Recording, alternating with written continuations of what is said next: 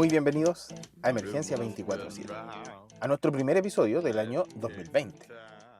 El año pasado fue muy bueno porque pudimos partir este show, logramos hacer 10 episodios y la idea es que este año 2020 podamos tener temas tan importantes como los que vimos en los episodios anteriores con muy buenos invitados. Este año estaremos preparando además algunas sorpresas en Emergencia 24/7. Queremos extender la invitación para que te puedas suscribir en la plataforma que nos estás escuchando.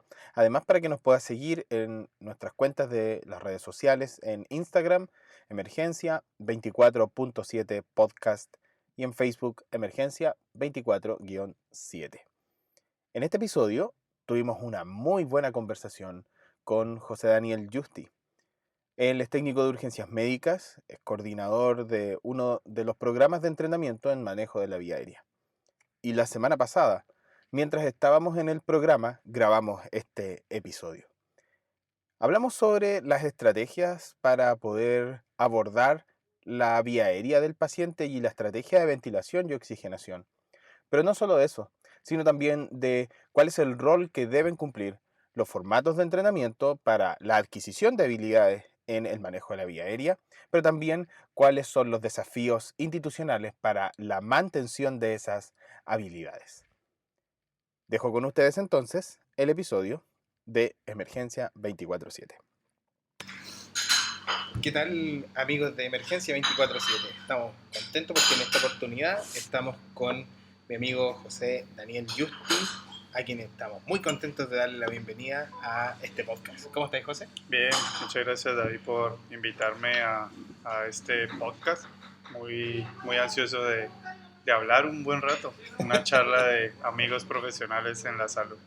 Eso es lo que le gusta también a todos nuestros compañeros y nuestros amigos que nos escuchan ahí en distintas plataformas. Estamos en Spotify, en Google Podcast. Los invitamos también para que nos puedan buscar en otras plataformas como Anchor, iVoox, todos bajo Emergencia 24/7. José, yo sé que muchas de las personas que nos escuchan ya te conocen o han tenido algún tipo de conexión con tu trabajo, pero también tiene que haber un montón de personas que no saben de ti. Y me gustaría que te pudieras presentar, que nos pudieras contar en qué estás trabajando actualmente y después nos metemos de lleno al tema de la vía aérea. Perfecto. Bueno, David, gracias por esta invitación. Mi nombre es José Daniel Justi. Yo soy técnico en urgencias médicas. Estoy en la atención prehospitalaria desde hace ya 20 años que me monté en una ambulancia y no me bajo de ella. Actualmente trabajo para el SAMU de la región metropolitana. ¿Sí? Hace 7-8 años llegué a Chile con el entusiasmo de entrar a este equipo avanzado y aquí estoy. Hace 7 años montamos una empresa de entrenamiento para profesionales de la salud que se llama Omega Capacitaciones, en el cual hemos estado trabajando con distintas certificaciones internacionales, pensando en ese entrenamiento real que sí necesitan los profesionales para que no solo piensen en enriquecer sus currículos, sino que ese entrenamiento sí lo lleven a la vida real. ¿Sí? Oye, 20 años ya de atención prehospitalaria. 20 años. Ya en el 2000 me monté mi primera ambulancia y aún no me bajo. Creo que va a ser muy difícil bajarse. ¿Quedan otros 20? ¿Quedan otros 20? Se la pregunta. No sé si vamos a aguantar 20 más, pero de verdad que el equipo que hemos formado y todas las personas que nos hemos rodeado en estos 20 años ha hecho que aprendamos y no paremos de aprender. La atención prehospitalaria es inmensa. Todos los países, México, Ecuador, Argentina, Colombia, es inmenso y aprendemos todos los días cambia algo en la atención prehospitalaria y más si vamos a hablar un poco de vía aérea que creo que se actualiza más rápido que lo que se actualizan nuestros celulares. Así es, yo hace mucho rato que quería poder tener esta conversación contigo y también poder compartirla con las personas que nos están escuchando, especialmente después de que tú tuviste la oportunidad de participar en el EMS World en Quito. Y la verdad que creo que el tema que fuiste a exponer sobre las distintas estrategias para el manejo de la vía aérea con pacientes críticos en escenarios prehospitalarios o en escenarios de urgencia, sin duda que ha sido un cambio de paradigma en el último tiempo, gracias a distintos programas de entrenamiento.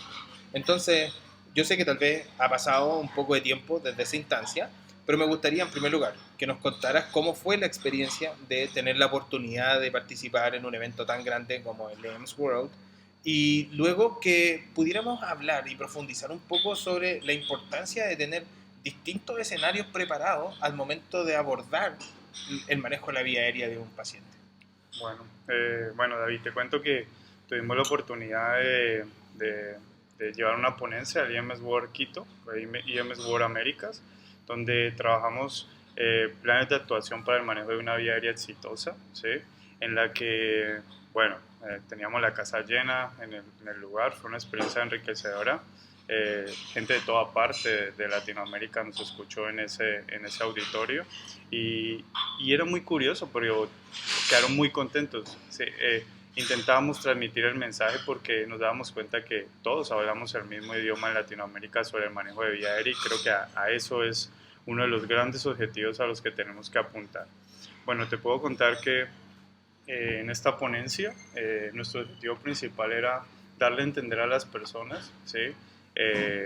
Que el objetivo fundamental del manejo de la vía aérea en los pacientes está enfocado hoy por hoy en oxigenar y ventilar a los pacientes, sin importar cómo lo hagas, ¿ok?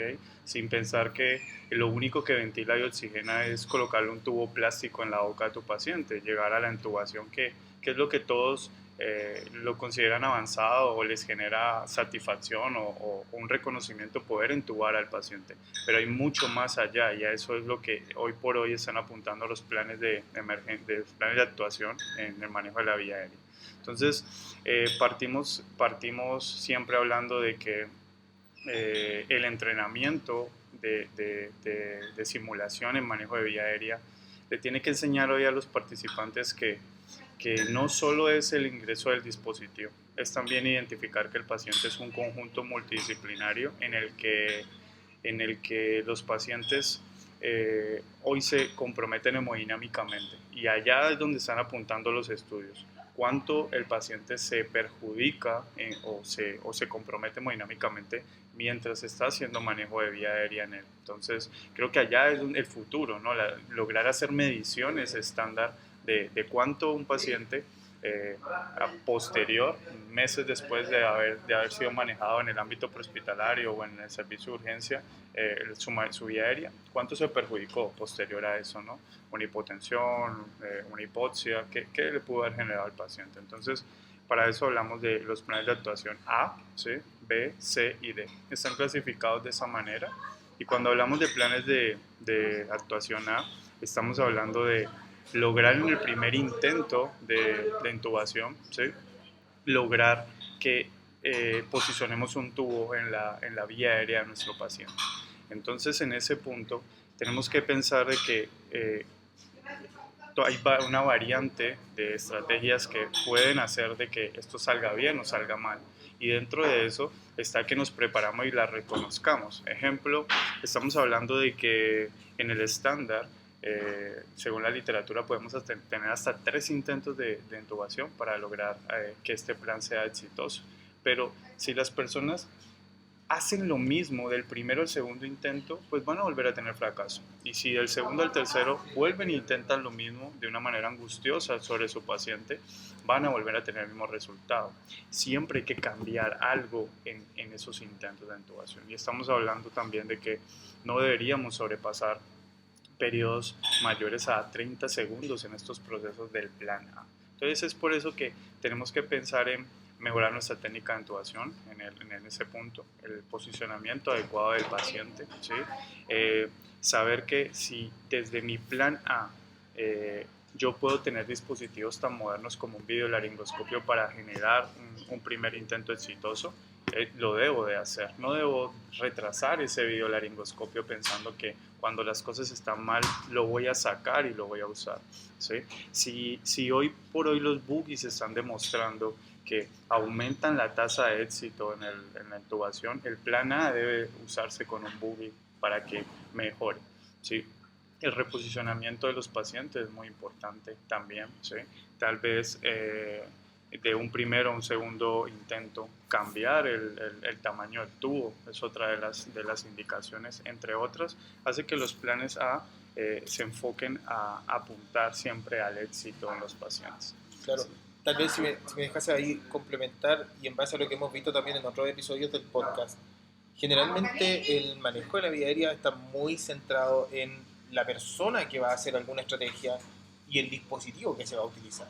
Cuando lo más importante es poner en el centro nuevamente al enfermo y que el procedimiento sea seguro, que el procedimiento no le genere complicaciones fisiológicas, que el procedimiento no comprometa aún más la calidad y la seguridad de la atención.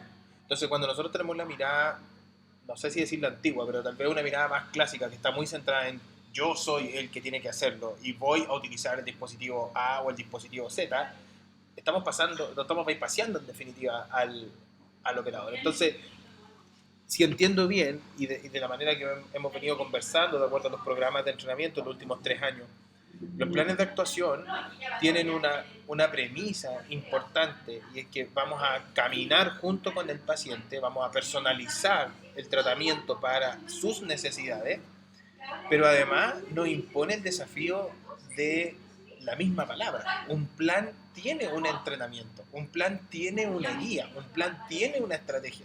Si los dos no hemos conversado antes lo que vamos a hacer, no lo podemos llamar plan. Así es. E improvisar.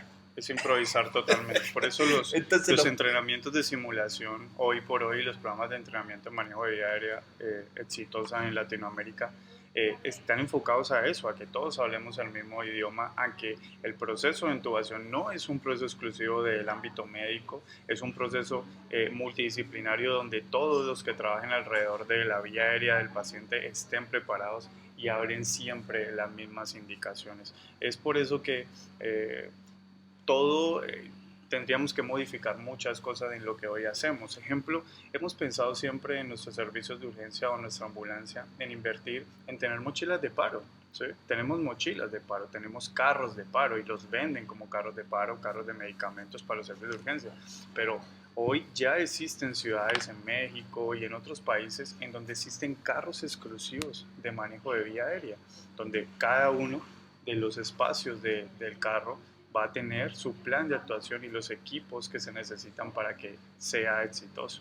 Y entonces es un equipo que se prepara y aprende también del error para saber que tiene una deficiencia en un insumo, en una habilidad, en una destreza, en cómo trabaja el equipo y lo debe corregir para el siguiente. Es por eso que en algún momento tú y yo hemos estado hablando de que esto de los debriefings son tan importantes para los equipos, ¿no? Claro. Bien, entonces, siguiendo con los planes y con la estrategia. Nuestro plan A, entonces, es lograr la intubación en el primer intento. Así es. ¿Cuál sería nuestro plan B? Digamos, fracasamos en el plan por, no sé, variables del profesional, variables del paciente también, que de pronto asumimos que el enfermo va a ser fácil de intubar y no lo es. Bien. O nos faltaron recursos, tal vez, no se puede hacer. Sí, así es. ¿Qué hacemos? Definitivamente pensar que el plan B está enfocado en lograr, ¿sí? Lograr ventilar y oxigenar al paciente, ¿sí? Con una intubación en un segundo intento, ¿bien? Entonces, para eso estamos hablando de dos alternativas. Es lograr ingresar el tubo a la vía aérea del paciente, pero con otro ayudante o con otro dispositivo para que nuestro público lo pueda entender. Para eso, en el medio, hoy el mercado ha evolucionado tanto que existen los dispositivos supraglóticos de intubación. Dispositivos que nos permiten en una instancia generar un selle en la parte, en la vía aérea del paciente, ventilarlo, ¿sí? Y mantener la calma en el equipo, las primeras fases donde es muy desesperante el manejo de la vía aérea del paciente, y posterior ingresar un tubo a través de ellos, bien, generando tasas de éxito muy altas. Ejemplo, dispositivos que en otros momentos podríamos discutir más detalladamente como FastTrack, SAR, IQ, Aura-I, dispositivos que en el mercado, ¿sí?, cada vez más se están incorporando. ¿Para qué? Para que los planes B sean exitosos. Bien, también hay algo muy particular, y es que uno de los procedimientos quirúrgicos que conocemos como la intubación retrógrada, ¿sí?, es un procedimiento del plan B. ¿Por qué? Porque a través de ese procedimiento estamos logrando pasar el tubo por la vía aérea del paciente, bien, de una manera retrógrada, como su nombre lo dice. Bien, no, excelente. Y de acuerdo a lo que pudimos analizar, por ejemplo, en nuestro episodio de Mejor Estrategia para el Manejo de la Vía Aérea en la parada cardíaca, el año 2019 fue muy cambiante de paradigmas porque tuvimos dos investigaciones muy importante en reanimación cardiopulmonar, en parada cardíaca, donde los supraglóticos demostraron ser igual de efectivos que la intubación orotraqueal y en algunos casos, guardando las limitaciones del estudio, tuvieron mucho más efectividad en mortalidad y disminución de las complicaciones.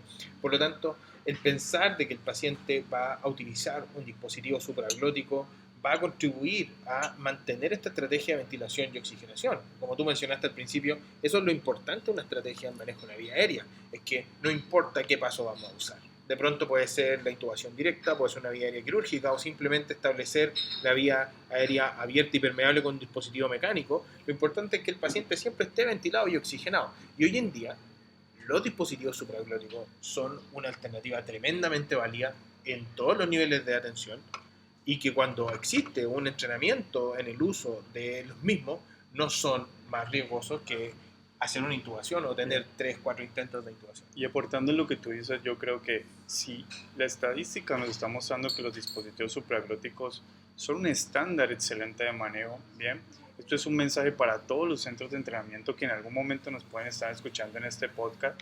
Tendemos que darle la seriedad y la importancia en el entrenamiento al dispositivo supraglótico, ¿sí? Es decir, no podemos simplemente en una simulación con un maniquí entregarle un dispositivo supraglótico tipo máscara laringea o un tubo laringeo a nuestros participantes en los programas y decirles la curva de aprendizaje es muy básica, la curva de aprendizaje es muy fácil, solo mételo y eso es todo. Es decir, hay mucho más mundo que solo eso, enseñarles indicaciones, contraindicaciones, enseñarles cómo ventilar adecuadamente a través de estos dispositivos, cómo controlar la presión que generan nuestros dispositivos de ventilación a presión positiva tipo BBM, ¿sí? Cuando ventilamos estos pacientes. Entonces hay un mundo grande en los supraglóticos para sentarse a descubrir acerca de ellos que solamente en los entrenamientos se les baje el perfil o la importancia de cómo deben manejarse en el paciente. Y de pronto, entendiendo de que estas estrategias no necesariamente son secuenciales, puede ser mi primera alternativa. De hecho, estoy pensando en escenarios prehospitalarios, en fases eléctricas del paro cardiorrespiratorio. Probablemente el uso de un tubo laringio o una máscara laringea va a ser mucho más relevante y centrándome en la calidad de las compresiones torácicas y disminuyendo los tiempos de las descargas que establecer una estrategia de vía aérea definitiva. Perfecto. Y probablemente la estrategia de vía aérea definitiva va a quedar para un medio intrahospitalario en términos de retorno a la circulación espontánea o en escenarios muy, muy posteriores. Por lo tanto, hay que saber jugar. Yo también estoy súper de acuerdo contigo. De pronto, todos hemos cometido, no sé, el error de bajarle un poco el perfil a los dispositivos supraglóticos y yo siento, al menos, y la evidencia sí lo está mostrando, que el rol que van a tener en muchas áreas va a ser mucho más preponderante y en el caso específico probablemente mucho más relevante que una laringoscopía estándar y una intubación en manos inexpertas. Ok, miren, para solo demostrar que esto es súper importante, nos estamos dando cuenta que hoy los equipos, al no darle la importancia a los dispositivos supraglóticos en los IMS o en los equipos de emergencia, es donde empezamos a hablar de los planes C, ¿ok? Y el plan C es este plan donde yo no pude ventilar, sí, a mi paciente por otros medios, pero existen métodos como los dispositivos, las cánulas nasofaringeas, las cánulas orofaringeas, bien, mascarillas laringeas, donde le permiten generar ventilación y oxigenación al paciente por otros medios, pero es ahí donde los equipos de emergencia, si logran repuntar, logran mantener una muy buena ventilación y oxigenación, el plan es excelente, funciona muy bien. Para darles cuenta de algo muy particular, y estos son escenarios reales de los que yo vivo todos los días en Santiago de Chile cuando atendemos pacientes en las ambulancias de intervención avanzada, es que simplemente para colocar un ejemplo, estamos en un segundo, un tercer piso en donde las condiciones del paciente no son las adecuadas, el espacio es muy reducido, el paciente lo encontramos en un baño y todo, ¿sí? Entonces, cuando empezamos a mirar conceptos modernos de evaluación, ¿okay? Como hoy a lo que apunta Heaven, ¿sí? Que es muy bueno, enfocado a la fisiología del paciente, o algunas memotecnias clásicas como la de Lemon, ¿sí? Que en literatura le agregan una S al final de Lemons y hablamos de situación. Ok, y cuando hablamos acerca de esta S, de situación, bien, nos muestra la memotecnia clásica de Lemon que vamos a tener un proceso de vía aérea difícil en el IMS porque la situación o el ambiente en el que estamos trabajando, una posible vía aérea de un paciente es en un espacio confinado, cerrado, de difícil posición para el operario, en el piso, entonces las condiciones no están dadas adecuadamente. Y es aquí donde los planes C, tener un dispositivo supraglótico, generar una ventilación adecuada y estabilizar ese paciente, bajarlo de ese tercer piso y irnos a nuestro ambiente ideal, que es nuestra ambulancia, donde nos sentimos como en casa, podemos trabajar más tranquilo en nuestra vía aérea, puede ser un parámetro más exitoso en el paciente. Sí, sin duda. De hecho, en nuestro episodio anterior, en la importancia del tiempo cero, hablábamos específicamente en escenarios prehospitalarios de cómo hay variables que son tremendamente determinantes para el éxito de estrategias en escenarios prehospitalarios y que no podemos controlar, como la luminosidad, el ruido, el espacio, la temperatura, el lugar donde suceden las cosas, y que están muy lejos y muy distantes de ser lo ideal que nosotros necesitamos, más aún cuando nos vamos a someter a un estrés fisiológico al paciente y un estrés al equipo que lo va a desempeñar en ese ambiente. Sí, así es. Y bueno, y avanzando un poco, nuestros planes de actuación D, que son nuestra última alternativa, son nuestros planes quirúrgicos.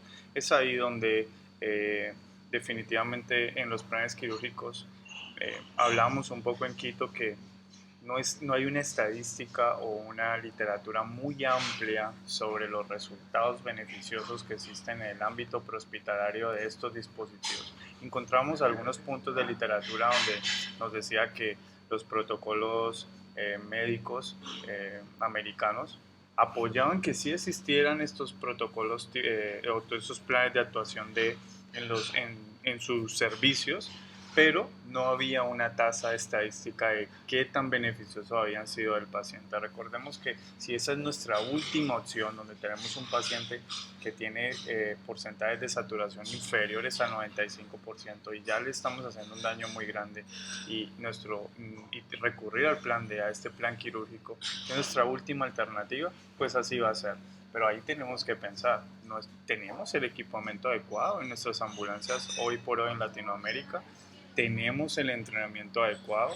Es decir, también los equipos se preparan multidisciplinariamente para enfrentarse a un plan D. Muchos de nosotros o nuestras personas que nos escuchan ahí han ido a un curso donde les pueden enseñar una técnica de estas, pero llevarlo a la práctica va a requerir un reto mucho más grande que enfrentarse solo al simulador, ¿no?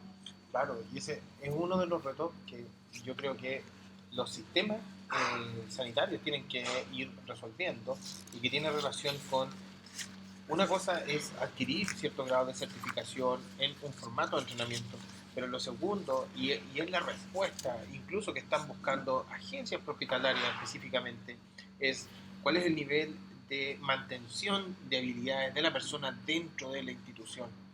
Y espero después en otro episodio, ¿cierto?, que podamos conversar sobre, por ejemplo, las actualizaciones en reanimación del año 2019 de la AJA, específicamente en el manejo de la vía aérea, habla de que para escenarios hospitalarios, si la persona no tiene fases de entrenamiento en su lugar de trabajo, y segundo, si es que las tasas de éxito de intubación en esa agencia son bajas, la acción preferente será el uso de un dispositivo supraglótico.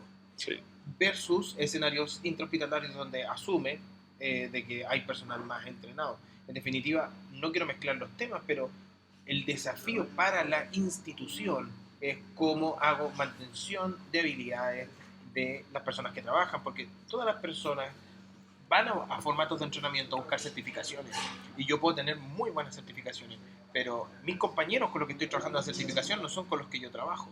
Los equipos con los que me certifico no son los que tengo. Entonces hay caminos paralelos que tienen que converger, y esa convergencia yo siento que tiene que ver con, ¿es importante la certificación y el entrenamiento? Claro que sí, pero también es importante qué estrategias me va a ofrecer la institución para hacer mantención de habilidades.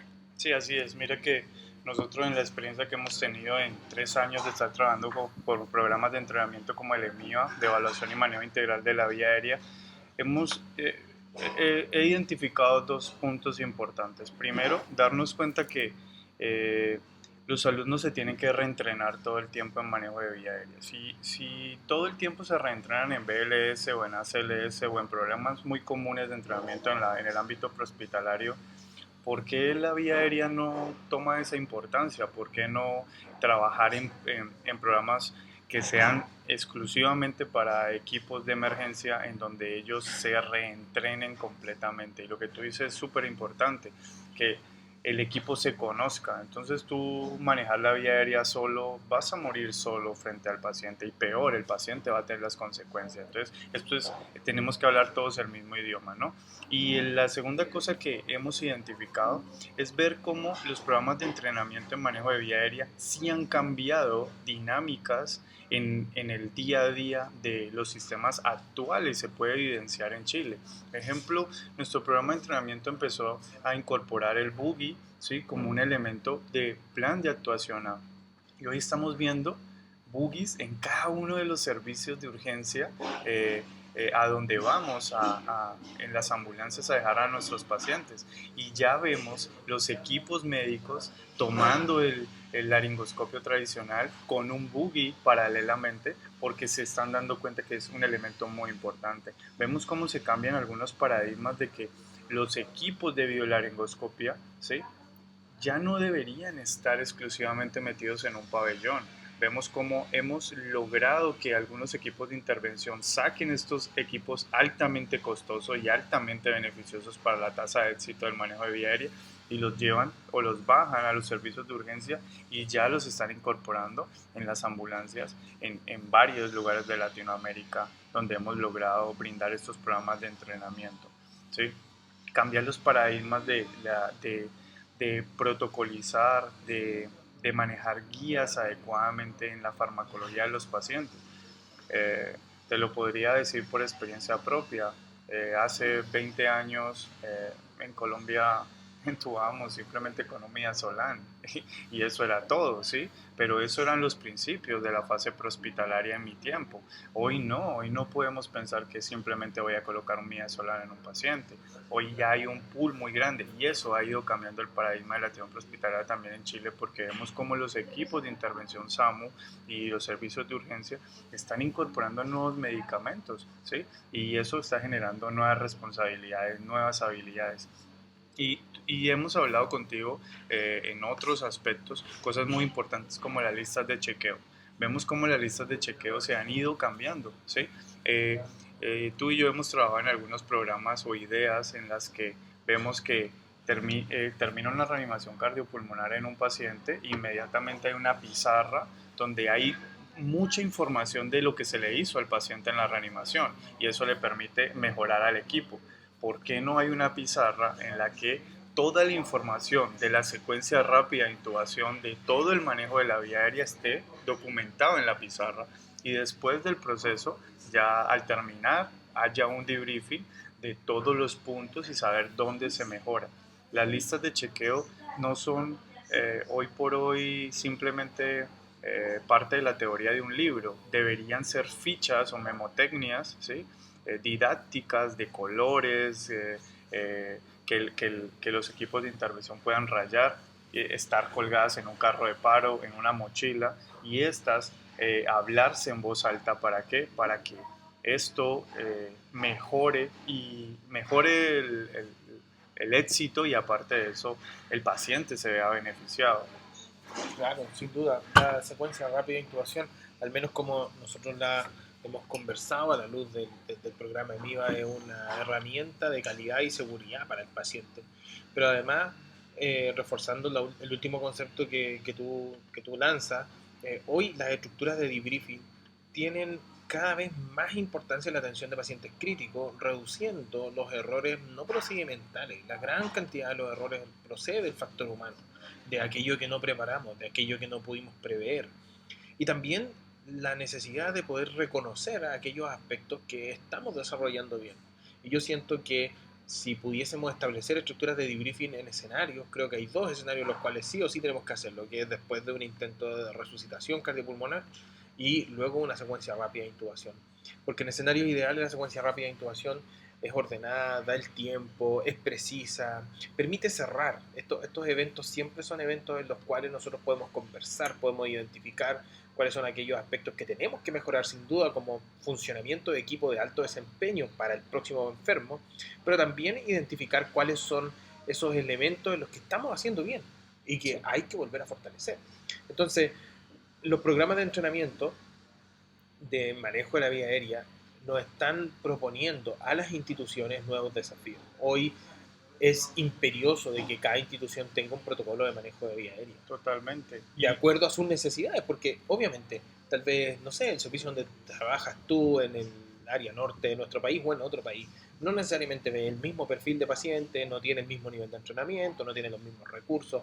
Entonces, la idea es que los protocolos, si bien es cierto, se ven como instrumentos o estructuras rígidas, puedan ser personalizadas a lo que nosotros tenemos, pero además del protocolo, que es vital, la institución también se debe preocupar por el desempeño del equipo. Y esas son dos cosas que tienen que ir de la mano. O sea, necesitamos un protocolo que sea ajustable a la institución, pero también necesitamos que la institución se preocupe por cómo es el desempeño de las personas que están dentro de ella. Sí, cuando dices eso de las instituciones, también tenemos que darnos cuenta que seguimos manejando la vida como hace 20 años tal vez atrás. Todo ha evolucionado. Los modelos de tubos han evolucionado, las máscaras laringes ya han evolucionado. Sí es cierto que muchos de estos equipos son altamente costosos, ¿sí?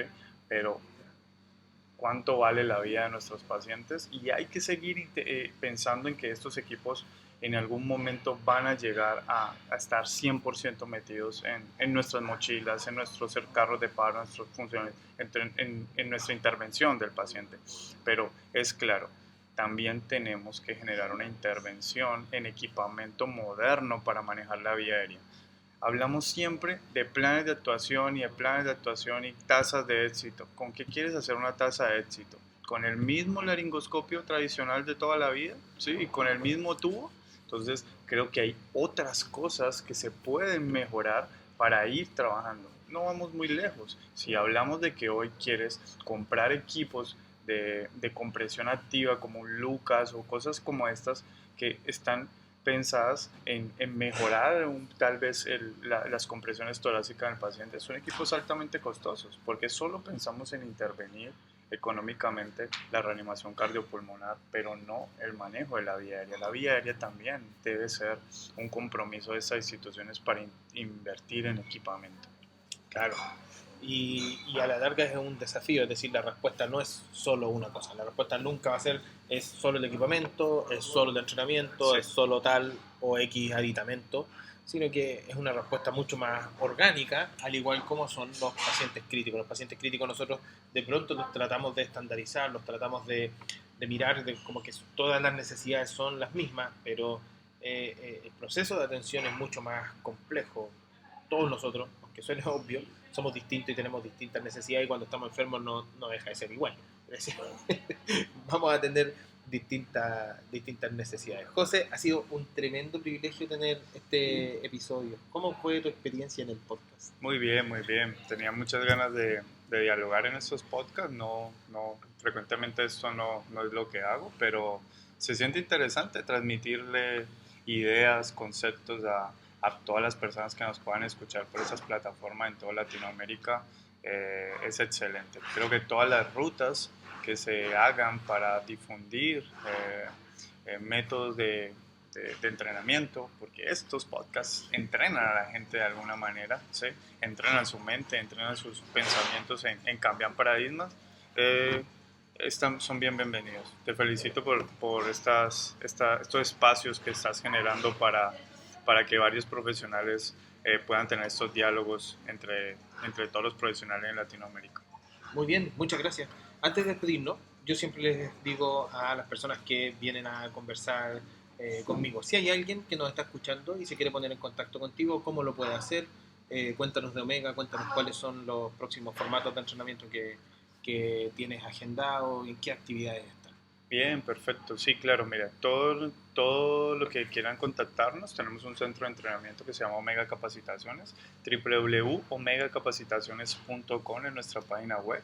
Nuestro correo electrónico de contacto es info@omegacapacitaciones.com, ¿sí? Estamos ubicados en este momento en Santiago de Chile, en nuestra sede administrativa, pero permanecemos muy poco, nos la pasamos viajando por todo el país. Así que invitados a entrar a cualquiera de nuestros formatos. Hay un calendario de cursos en nuestra página web, programas de PHTLS, AMLS, programas de EPC, futuramente programas como EVOS para entrenamiento de operadores seguros de vehículos de emergencia, EMIVA, EMPAC, entre una variedad de programas de entrenamiento muy interesantes que contribuyen al IMS. Bien, muchas gracias. Vamos a dejar entonces ahí los links en los comentarios y en la descripción de este episodio. Bien, hasta acá el episodio de hoy. Te espero la próxima semana. Nos vemos.